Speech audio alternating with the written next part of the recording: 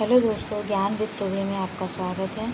My channel name ज्ञान with सुभी। Please subscribe and share. मेरा ये पहला वीडियो है, सो प्लीज़ कीप सपोर्ट। हम यहाँ पे हिस्ट्री का स्टार्ट कर रहे हैं, जिसमें अपन का भारत का इतिहास शुरू करेंगे। आप लोगों को पता ही होगा कि जो भारत का हिस्ट्री में आप लोग क्या पढ़ेंगे, तो उत्तर में देखा होगा कि भारत जो है कहाँ से कहाँ तक फैला हुआ है। तो भारत जो है वो उत्तर में हिमालय से लेकर दक्षिण में समुद्र तक फैला है। यह उपमहाद्वीप भारतवर्ष के नाम से ज्ञात है, जिसे महाकाव्य में तथा पुराणों में क्या बोला जाता है? भारतवर्ष। भारतवर्ष मतलब भारत जो है भारतों का देश है। यहाँ के निवासियों को क्या बोला जाता है? भारतीय बोला जाता है, अर्थात भारत की संतान कहा गया। अब यहाँ पे जो भरत यूज़ किया गया उसका मतलब क्या है? भरत एक क्या है? प्राचीन कबीले का नाम था। अब अपन यहाँ पे प्राचीन भारत के बारे में पढ़ेंगे। प्राचीन भारत के स्रोत क्या क्या हैं, अपन उनके बारे में जानेंगे। प्राचीन भारत के स्रोत में सबसे पहले आता है पुरातात्विक स्रोत।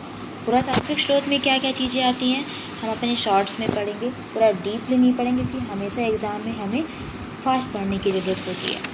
तो ज़मीन से मिलने वाले अवशेष और चीज़ें।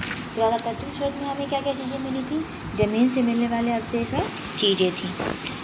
फिर क्या मिला? स्मारक मिला। स्मारक में क्या क्या चीज़ें मिली थी? स्तूप, जो सांची का स्तूप है वो, मंदिर मिली, गुफाएं मिली। गुफाएं कौन कौन सी मिली थी? अजंता और एलोरा की गुफाएं। अब शिला, फिर क्या मिले? शिलालेख भी मिले थे, जिनको इंस्क्रिप्शन कहा जाता है। जो इंस्क्रिप्शंस हैं वो पत्थरों व धातु पर खुदे लेख, अशोक के मतलब पत्थरों धातु पर कुछ लिखा हुआ था, यानी जो अशोक के शिलालेख है वो मिले। कॉइन्स मिली, सिक्के मिले, जो कई राजाओं द्वारा क्या किया गया था? जारी किया गया था। फिर कुछ अवशेष भी मिले। अवशेष में क्या क्या मिला? मिट्टी के बर्तन मिले, मूर्तियाँ मिली, औजार। तो ये सब कहाँ थे? सिंधु घाटी सभ्यता से थे। फिर आता है साहित्यिक स्रोत। साहित्यिक स्रोत में क्या क्या आता है? किताबों और ग्रंथों से जानकारियाँ मिली हैं। साहित्यिक स्रोत की जानकारी कहाँ कहाँ से अपन को मिली है? किताबों और ग्रंथों से। तो धार्मिक ग्रंथ में वेद, उपनिषद, रामायण, महाभारत, जैन व बौद्ध ग्रंथ। फिर ऐतिहासिक ग्रंथ में क्या था? कौन कौन से थे? कल्हड़ की राजतरंगिणी हो गई, बाणभट्ट की हर्षचरित हो गई। फिर आते हैं विदेशी यात्री। विदेशी यात्री कौन कौन से आए थे? विदेशी यात्री था वो कौन कौन से आए थे? मैगस्थनीज की बुक का नाम क्या है? इंडिका था। मौर्यकालीन भारत की जानकारी मिलती है। फिर उसके बाद फाहियान, गुप्त काल की जानकारी मिलती है। और हेनसांग जो है हर्षवर्धन के काल में था। फिर नेक्स्ट आता है अपन, जिसे इनको तो पढ़ लेंगे, साथ में इनको याद कैसे रखेंगे? तो अपन ट्रिक से भी याद रख सकते हैं। जैसे कि ट्रिक क्या है हमारी? स्मृति, शिला, सिक्का, साहित्य, सफ़र। स्मृति स्मारक होती है, शिलालेख हो जाएगा, सिक्का सिक्के, साहित्य धार्मिक ऐतिहासिक ग्रंथ, और सफ़र विदेशी यात्री। इस तरह इस ट्रिक से अपन याद कर सकते हैं कि स्मृति, शिला, सिक्का, साहित्य, सफ़र। स्मृति स्मारक, शिला शिलालेख, सिक्का सिक्के, साहित्य धार्मिक ऐतिहासिक ग्रंथ, और सफ़र विदेशी यात्री। आई थिंक आप लोगों को याद भी हो गया होगा। इसमें अपन पढ़ तो लिया, कुछ क्वेश्चंस भी कर लेते हैं। अपन ऐसे ही चैप्टर रैंक थोड़ा चैप्टर पढ़ेंगे और फिर उसके कुछ क्वेश्चंस भी ट्रिक के साथ पढ़ेंगे।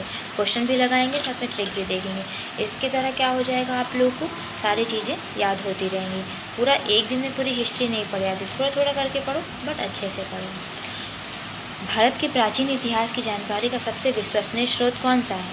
साहित्य, शिलालेख, सिक्के, मूर्तियाँ। आंसर क्या है? शिलालेख। अशोक के शिलालेख किस लिपि में खुदे हुए हैं? ब्राह्मी, खरोष्टी, देवनागरी, फारसी, रोमन। इसका आंसर क्या होगा? ब्राह्मी और खरोष्टी। इंडिका नामक ग्रंथ किस विदेशी यात्री ने लिखा था? Fahien, Hiuen Tsang, Megasthenes, Alberuni. Answer क्या होगा? मैगस्थनीज। नेक्स्ट क्वेश्चन हमारा क्या है? राजतरंगिणी नामक इतिहास ग्रंथ किसने लिखा है? बाणभट्ट, कालिदास, कल्हड़, चाणक्य। तो इसका आंसर क्या होगा? कल्हड़ होगा। नेक्स्ट क्वेश्चन है, गुप्तकालीन भारत की जानकारी किस यात्री से मिलती है? गुप्तकालीन भारत की जानकारी किस यात्री से मिलती है? फाहियान से मिलती है। नेक्स्ट क्वेश्चन क्या है? हर्षवर्धन काल का वर्णन किस चीनी यात्री ने किया है? ऑप्शन है Fahien, Xuanzang, I Tsing, Marco Polo. Answer क्या है? ह्वेनसांग। नेक्स्ट क्वेश्चन है कि मौर्यकालीन प्रशासन की जानकारी मुख्यतः किससे मिलती है? ऑप्शन है अर्थशास्त्र और इंडिका, वेद और उपनिषद, रामायण और महाभारत, गुप्तकालीन अभिलेख। तो किससे मिलती है हमको? अर्थशास्त्र और इंडिका से। Thank you. आप लोग को अगर पसंद आया होगा तो प्लीज़ लाइक एंड सब्सक्राइब करिएगा। इसी तरह के वीडियोस आगे भी आपको मिलते रहेंगे।